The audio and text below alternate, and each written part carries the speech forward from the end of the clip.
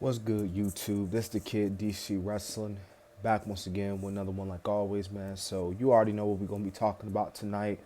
AEW New Japan Forbidden Door 2024. This was honestly overall I thought it was a good show. I ain't gonna hold you. I'm gonna get right with the main event, man. Get it out the way with. But Swerve Strickland retained his AEW World Championship in the main event against Will Ospreay, and what was a pretty good main event match for the AEW World Championship. It was both men went out there, laid it all on the line, and Will Ospreay. There were times where you can't even lie, where it was really seemed like that he was gonna win the world title, but he didn't.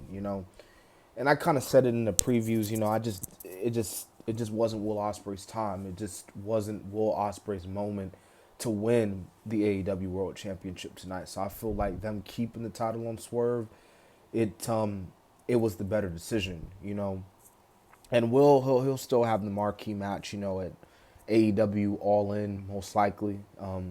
They've been teasing it for a little bit that him and Max could have a showdown at that show. So if that's the case, then that'll be the show stealer headliner right there. But I did have a nitpick though with the main event. And you kind of tell this with Ospreay. A lot of his matches, like they try so hard to make him like invincible, because I mean Swerve was hitting a house call and this move and that move, and Ospreay just kicking out and kicking out and kicking out.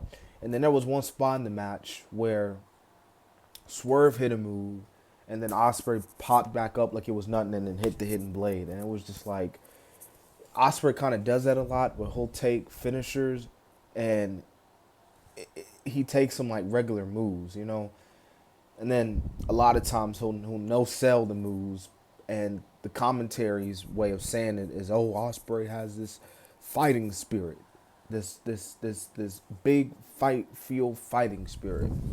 But nevertheless, I'm not taking away from what was a really good main event. Like I said, those are the kind of nitpicks that I've had. If I had to be real with you here, Naito versus Moxley. Yeah, this match, I think we can all agree this match wasn't good. Naito winning, I wasn't surprised. Naito was definitely gonna win his title back, but this match just didn't feel like a championship match, man. This match was just nothing interesting about it. Nothing really happened in this match. And then you can also maybe bring up the thing that Naito is getting a little older now, so he can't really go in the ring than he used to back in the day. They tried to make it what it was worth, but in the end, it just wasn't nothing. Like Naito winning the world title, it was just, oh, okay, another Naito title win.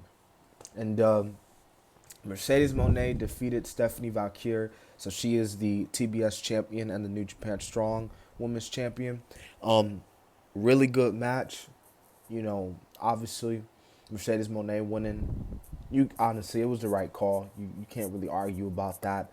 But one of the big topics of the women's division tonight, we saw the return of Dr. Baker, DMD. Britt has been out what seems like for an eternity now with her injury.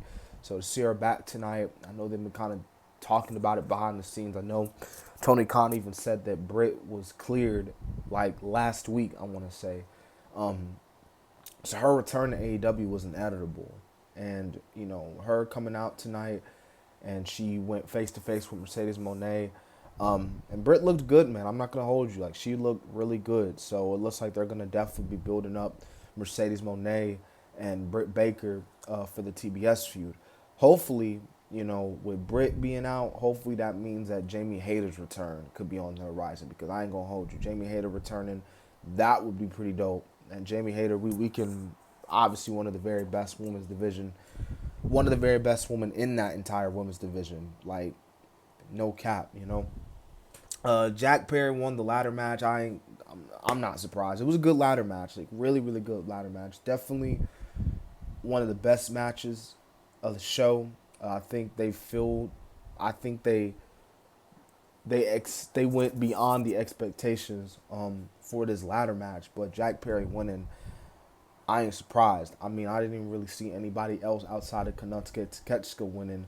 Like, I didn't see anybody else outside of those two winning. So Jack Perry winning was just like, oh, okay. Now you got all the elite members holding a championship.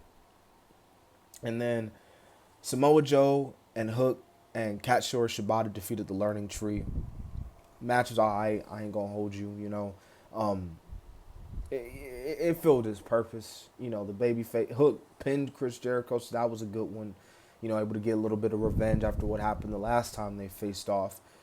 And they filled the role that needed to be filled. So I really had no problems with this match. It was a solid match at best. All right, so the next match you had Zack Sabre Jr. defeated Orange Cassidy. This was a really good one. Like I said in the previews, man, you know, this was definitely going to be one of those underrated bouts, and I still hold by that. I feel like heading out of this show, people are going to not talk about this match a lot, but because it's so underrated, man. And I got to tell you, that ending, Zack Sabre Jr., he did that submission move on Orange Cassidy, and my God, man, that was insane. I had never... that Zack Sabre Jr., man, is just killer when he comes to them submission holds, man. Like, I wouldn't want to be in a submission match with that guy if I'm being, like, honest with you, because that dude, he'll twist your old leg around or whatever. He'll twist your body in a way it's not even supposed to be bent, and all you can do is just scream and just quit. Okay, Toni Storm retained her title against Mina Shakara. I know I mispronounced her name there. I apologize, but you know, this was good. You know, Toni Storm and Mina had a really good one, and they were able to come together afterwards. You know, Mariah May, obviously, they've talked about it for weeks now, the history with both of these women, and it was a really cool moment for all three women to come together, like closeness. You know, they obviously had to come in the form of a kiss. So I know all you little hornies out there were excited, but regardless, good match. Toni Storm retaining. The right call. The right call. Danielson defeated Shingo Tachi in the first round of the Owen Cup. Really good match. Really good one. You know, Danielson, Shingo going at it. Danielson won by submission.